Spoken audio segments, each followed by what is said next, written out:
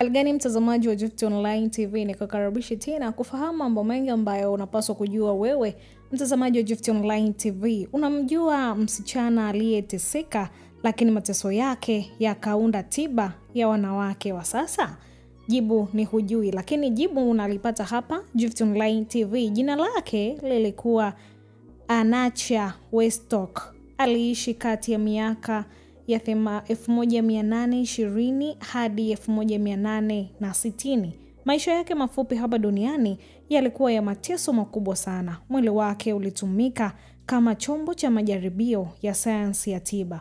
Huwezi kumkuta kwenye vitabu vya historia au nyaraka za heshima za ugunduzi wa kimatibabu, lakini mateso yake ndiyo yaliyojenga tiba ya kisasa kwa wanawake.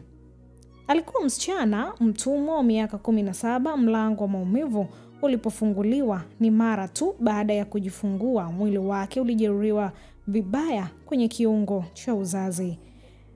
Hii ndiyo mwanzo wa maumivu yake yaliyofanya atamani kuvua ule mwili ambao uliuona kama laana, sio tamanika na yeyote. Ila baada ya kujifungua, kwa sababu alikuwa mdogo, mwili wake ulipasuka vibaya kiasi cha kumfanya aishi akivuja damu na haja ndogo bila kujidhibiti. Alipata matatizo ya kiafya aliyoitwa fistula ya uzazi.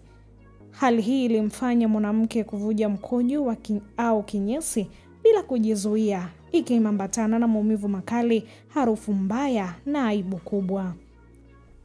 Anacha alikuwa akivuja damu, akiumia sana na akihitaji msaada wa haraka, lakini msaada haukupata kutoka kwenye banda la utumwa. Alipelekwa na daktari mmoja maarufu kwa sababu nyingine kabisa. Alimfahamu kama Daktari Marion. Mpaka leo wanamuita baba wa gynecology, baba wa upasuaji wa magonjwa ya mfumo ya uzazi ya wanawake. Lakini je, unajua siri mbaya iliyo nyuma ya jina lake? Heshima yake ilijengwa kwa ukatili mkubwa uliofanywa kwa Ankara, na mabinti wengine wawili walikuwa daktari wa binadamu lakini sio wa Ankara. Kwa kuwa alikuwa binti mwenye ngozi nyeusi mbele ya macho ya Dr. Sims, Ankara hakuwa msichana wala binadamu. Alionekana kama specimen ya majaribio ya kitabibu, na matarajio yake yalikuwa ya kikatili. Kupitia maelezo, fikiria kufanyiwa upasuaji zaidi ya mara 40 bila ganzi, bila ridhaa yako, tena bila huruma. Daktari Marion alimfanyia Ankara upasuaji zaidi ya mara 30 hadi 40. Hakutumia ganzi, hakutafuta ridhaa yake, hakuwa na huruma, hakusikiliza kilio. Kila mara alipokatwa, binti yule mdogo alipiga kelele akilia kwa uchungu, lakini maumivu yake yalipuuzwa kwa sababu yeye alikuwa mtumwa mweusi. Alishonwa na kukosewa, alifumuliwa nyuzi na kushonwa tena bila huruma, bila ganzi. Mwili wake ukawa maabara ya mateso.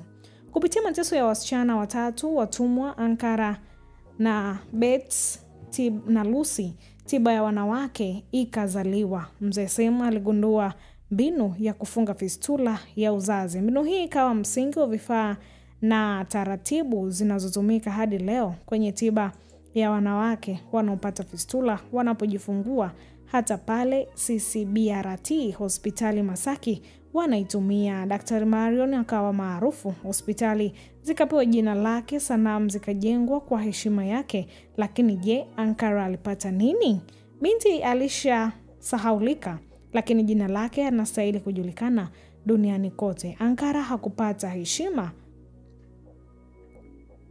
hakujengewa sanamu wala hakuandikiwa kwenye vitabu vya kumbukumbu za kiheshima, lakini kumbukumbu yake inastahili kujulikana. Sauti yake ya kilio ilistahili kusikika. Mgongo wake uliobeba afya za wanawake wote wa sasa ilibidi ifutwe vidonda. Haikuwa hivyo. Dunia inafurahi kupata tiba ya fistula leo inayotokana na mateso kwa wengine. Hii ndiyo hadithi ya Anacha. Kama ndo mara yako ya kwanza kuisikia ikihadithiwa, ni subscribe, follow channel ya Gift Online TV, lakini usisahau tena, binti aliyeteseka kuiokoa jamii ni Anacha.